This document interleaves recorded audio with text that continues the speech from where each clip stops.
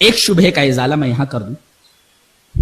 بعض لوگ ایک قول پیش کرتے ہیں اختلاف امتی رحمتن، یہ قول ہے، میری امت کا اختلاف رحمت ہے، یہ قول پیش کیا جاتا ہے.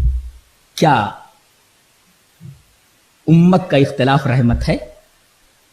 آئیے ذرا اس قول کا تجزیہ کر لیتے ہیں، اس کی تحلیل کر لیتے ہیں. اختلاف امتی رحمتن، میری امت کا اختلاف رحمت ہے. علامہ سبکی فرماتے ہیں کہ اس قول کی سند نہ تو میں نے کوئی ضعیف پائی اور نہ صحیح پائی نہ موضوع پائی. اس قول کی کوئی سند ہی نہیں ہے.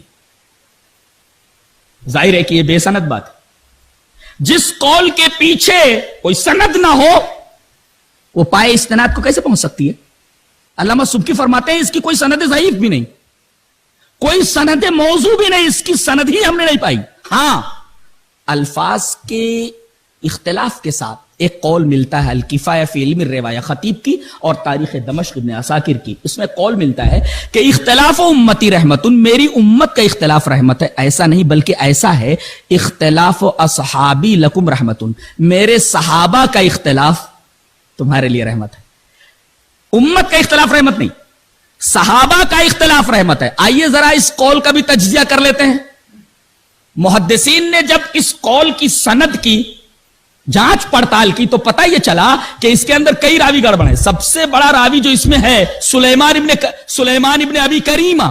تو سلیمان ابن ابی کریمہ جو ہے اس کے اوپر ابن ابی حاتم کا یہ تبصرہ ہے، جرح ہے ان کی کہ یہ ضعیف الحدیث ہے. اور اس سند کے اندر ایک اور گڑبڑی ہے کہ ضحاک عن الاعمش، ضحاک کا سما اعمش سے ثابت نہیں ہے. اور جویبر کے اوپر بھی جو ایک راوی ہے اس کے اوپر بھی کلام ہے. لہذا یہ روایت صحیح نہیں ہے. کون سی؟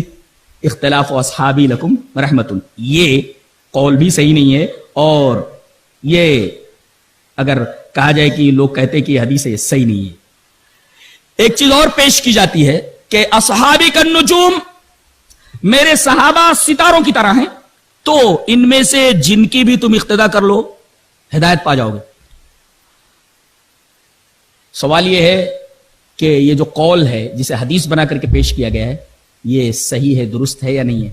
جب ہم اس کی سند کی طرف جاتے ہیں تو دیکھتے ہیں کہ اس سند کے اندر ایک راوی ہے حارث ابن غسین، جس کے بارے میں ابن عبد البر کا تفسیرہ یہ ہے کہ یہ مجہول ہے. ظاہر ہے کہ جب اس راوی کے بارے میں کچھ معلومات ہی نہیں ہے، پتہ ہی نہیں اس کا کچھ ہے کون، ظاہر ہے کہ جب مجہول ہے تو مجہول راوی کی روایت پائے استناد کو کیسے پہنچ سکتی ہے؟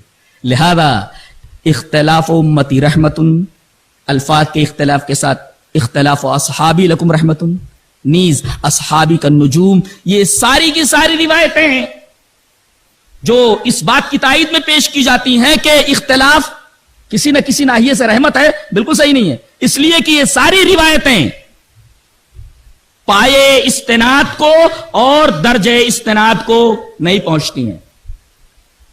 لہذا ثابت یہ ہوا کہ اختلاف یہ مضر ہے، اختلاف بہت ہی نقصان دہ ہے، اختلاف رحمت نہیں بلکہ عین زحمت ہے. اگر یہ رحمت ہوتا تو قرآن و حدیث میں اس کی ہمت افزائی کی جاتی، حوصلہ افزائی کی جاتی. لیکن ہم نے یہ دیکھا کہ ہر جگہ اختلاف کی تشدد اور افتراق کی حوصلہ شکنی کی گئی ہے، کہیں بھی اس کی حوصلہ افزائی نہیں کی گئی. لہذا ہم یہ کیسے مان لیں کہ اختلاف